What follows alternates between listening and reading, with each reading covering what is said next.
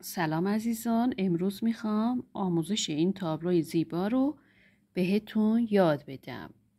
اول زمینه رو رنگ سبز زدم، سپس نقاشی مورد نظرم را روی چوب کشیدم و پس از اون قسمت‌های بالایی رو رنگ سرمه کار کردم. رنگ سرمه‌ای هم از ترکیب رنگ آبی و مشکی درست میشه و پس از اون قسمت‌هایی از پرهاشو اول زمینشو رنگ سبز زدم و پس از اون رنگ آبی کار کردم.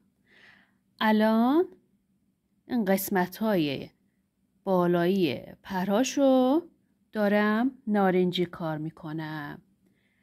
نارنجی هم از ترکیب رنگ قرمز و زرد درست میشه. برای زیبایی بیشتر این قسمت از پرهاشو هم نارنجی کار میکنیم که این رنگ ها زیبایی و جلوه خاصی هم به این طاووسمون میدن.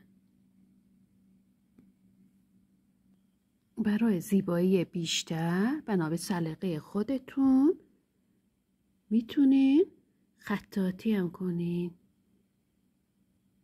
هر نوشته‌ای که دوست دارین میتونین به تابلوتون منتقل کنین. اگه خطاطی هم بلد نیستین میتونین با کاربن به راحتی منتقل کنین. خطاطی ها رو هم با رنگ نارنجی کار کردم. اینم پایان کار طاووس میلیونی زیبامون که میتونه تو خونه با وسایل ارزون و در دسترس طراحی کنین و لذت ببرین.